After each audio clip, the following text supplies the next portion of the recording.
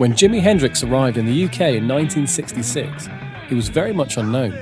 Even in the States, he hadn't yet established himself as a solo artist, despite extensive touring and a few recording sessions with Little Richard and the Isley Brothers.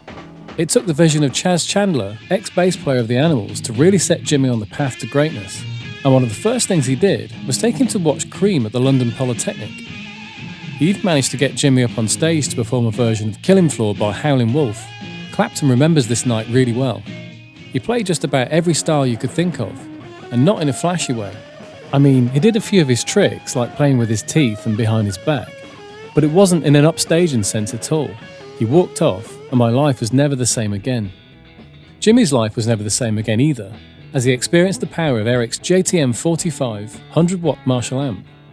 Back in the States, he used an 85-watt Fender twin reverb amplifier, and when Chandler brought Hendrix to England in October 1966, he supplied him with a 30-watt Burns amp, which Hendrix thought was too small for his needs, so the 100-watt Marshall would have spoken to Jimi, and it just so happened that his newly formed band's drummer, Mitch Mitchell, had taken drum lessons from the Marshall founder Jim Marshall and introduced Jimi to him. After their initial meeting, Hendrix bought 4 speaker cabinets and 3 100-watt JTM45 amps and grew accustomed to using all 3 in unison. The equipment arrived on October 11, 1966, and the Experience used it during their first tour. Marshall amps were important to the development of Hendrix's overdriven sound and his use of feedback, described as the definition of rock guitar. The settings for the amp depended greatly on the song he was performing, but generally he had the bass around 4, the mids at 8, the treble at 6, and the gain at 4 or 5. During the 4 years before his death, he purchased somewhere between 50 and 100 Marshall amps. Jim Marshall said that Hendrix was the greatest ambassador his company ever had. Having said that, there was a brief step away from Marshall in 1968, as the Experience signed an endorsement deal with Sun Amplifiers. They were promised all the best components and speakers by the marketing team, but were let down by reliability, and ultimately for Jimi, the overall sound wasn't quite cutting it, so they were only used live and in the end only for a short amount of time. He continued to experiment with amps both live and in the studio, using the Fender Twin on quite a few occasions, and the Fender Dual Showman, which was used on the recording of Voodoo Child. The Vox AC30 was notably used for the recording of All Along the Watchtower also. The Fender Stratocaster had become Jimi's main guitar of choice by this stage, although he did play a Fender Jazzmaster in the early days.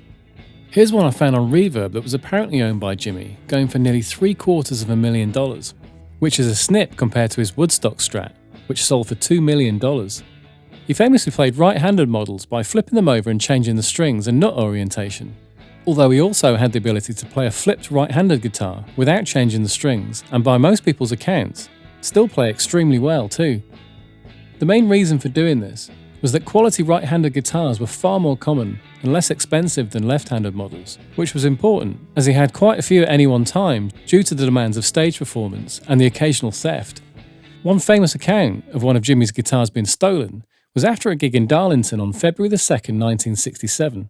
It was a black Strat that was used for the gig, and after being told it was missing, he didn't seem that bothered, as his favourite was a white one he came to England with a year before. The story goes that local musician Tony Carrington ended up buying the guitar for £20 shortly after the gig, but then selling it months later for a profit of a tenner. Yep, he sold Hendrix's guitar for £30. Another way of getting through guitars quickly was by burning them. In a deliberate stunt to get attention for their European tour, Jimi and their manager Chas Chandler decided to up the ante from mere guitar smashing to actually setting light to it, creating a visual spectacle that would be hard to forget.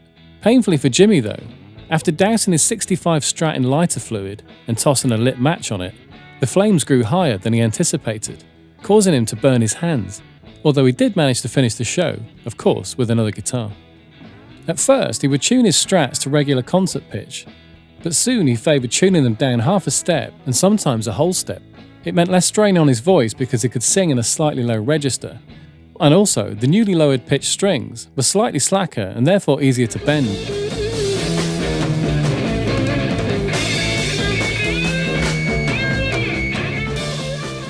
He liked the next pickup full tone, and occasionally he'd use the different tones from the 2 in-between positions on the 3-way selector.